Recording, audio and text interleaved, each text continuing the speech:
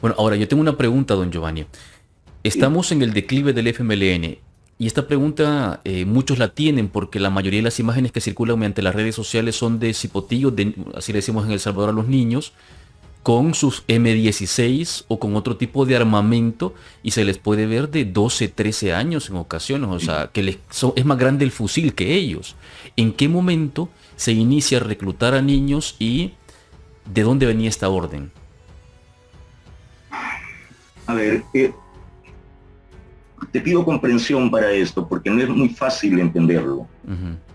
Se puede ser muy severo o muy injusto o muy blandengue en la consideración del fenómeno de niños armados. Bajo todo, desde todo punto de vista, está mal.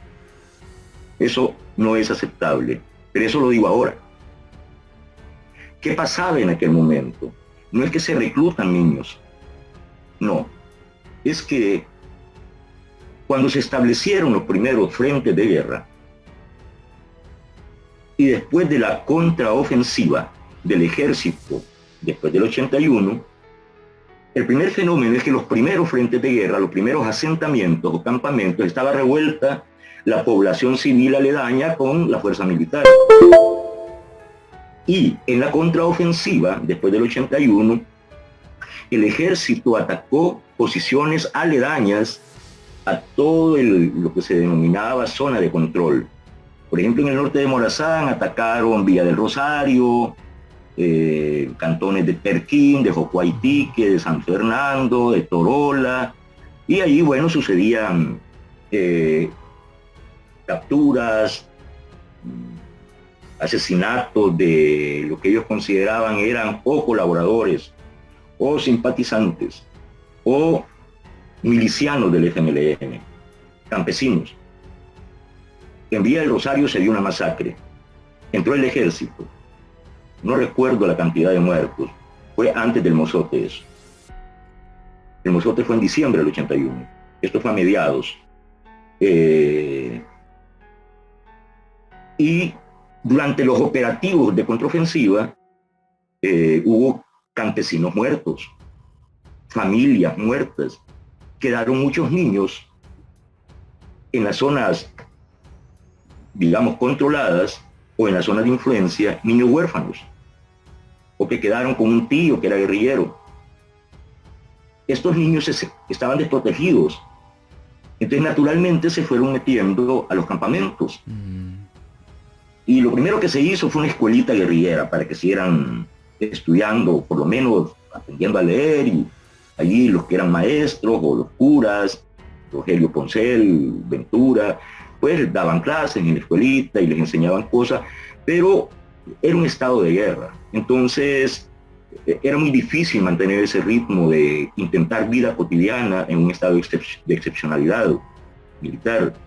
Entonces los niños que son inquietos sí hacían escuela, pero que les daba curiosidad los ejercicios militares, el arma y desarme, muy pícaros, muy vivarachos, y todos pasaban pendientes de las cuestiones de militares y empezaban a aprender el arma y desarme prácticamente solos. Préstame tu fusil, te lo voy a armar, te limpio el fusil.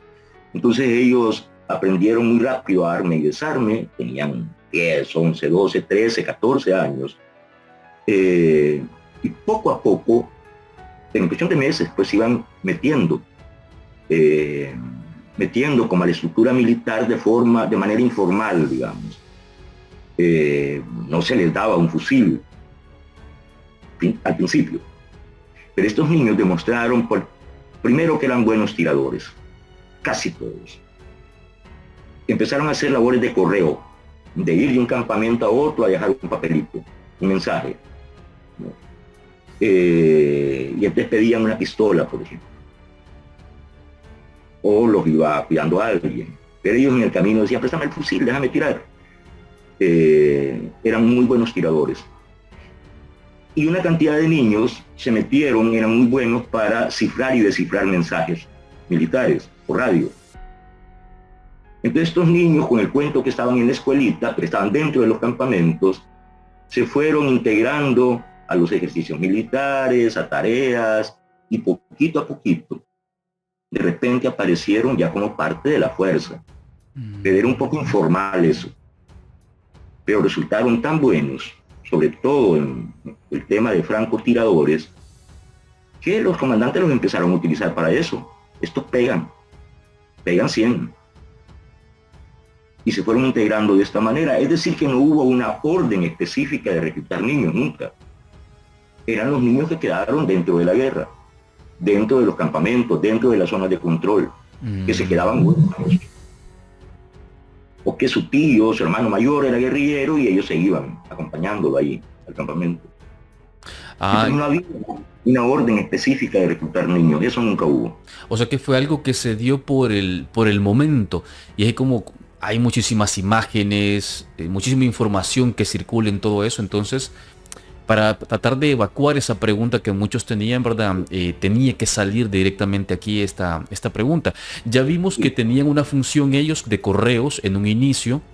Sí, luego de radistas. De radio también, ¿verdad? Y los que eran buenos tiradores también los ocupaban como francotiradores. ¿Estos también tenían alguna otras funciones o eran las únicas? No, en la medida en que, por ejemplo, los niños de, digamos, 9, 10, 11 años, cuando después de la ofensiva del 81, tenían bien a la altura del 85, ya tenían 15 años. Y como se sumaban a los ejercicios de infantería, los matutinos, tenían buenos cuerpos. 14, 15 años, eran muy buenos tiradores, casi todos. Aprendían muy rápido las maniobras militares. Entonces así se fueron sumando, iban a los puntos de sabotaje, a los puntos de interrupción de carreteras, ¿no? Algunas emboscadas. Hay el caso famoso de un niño que apareció en un afiche que se hizo mundial, un afiche allá por el 83, que se llamaba Patango, le decíamos Patango a ese niño. Y aparece armado en un afiche, tenía como 14, 15 años en ese momento. Ese niño, en la película Carta de Morazán, donde se ve una emboscada que le hace la guerrilla del ERP a 3 o 4 camiones del ejército salvadoreño camino a Ciudad Barrios, entre Ciudad Barrios y Chapeltique, que fue una emboscada sangrienta, sanguinaria. Ese niño, en esa emboscada, solo en esa emboscada, en cosa de media hora, ese niño mató más de 20 personas, soldados. Pues. Ese niño, Patango, él no se ve en cámara, pero hay un momento, una secuencia de la película, en la que se veía cómo el niño pone en una horqueta el fusil y le dice al que está al lado de él, que era un camarógrafo, le dice: mira, aquel que viene allá es sargento, es el de comunicaciones, le voy a pegar en la frente, como conejo le voy a dar vuelta. ¡Pah! Disparaba. Y lo que estaba registrando allá, en efecto se ve que levanta a este y empieza a decir eso. Allá viene aquel, mira, aquel otro, aquel es sargento, le voy a pegar en el pecho, lo voy a levantar este cabrón. ¡Pah! Y ¡pum! Y eso se miraba en lo que le decíamos roches, los materiales en bruto, sin editar de la película. Esa es la Carta de Morazán. Yo me tuve que hacer un trabajo para ver de revisión política de ese material, ¿no? Que se iba a editar, y por alguna razón esa secuencia que estoy contando quedó dentro de la película editada, ya lista para ser distribuida, para que se viera en Europa y los Estados Unidos. Y cuando yo vi que había quedado eso y que se veía al niño haciendo eso, porque además toda la emboscada fue una gran carnicería, donde aparecían los guerrilleros como los poderosos y los temerosos, los soldaditos. Entonces, yo cuando vi que quedaba eso, dije: no, esto quítenlo, saquen esto de acá.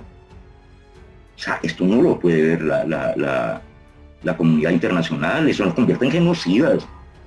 Aquí tenemos un niño que en una sola jornada mata 20 o más. Dije: saquen eso. Villalobos también se asustó cuando vio eso. Yo solo podía sugerir, él ordenó: quiten eso.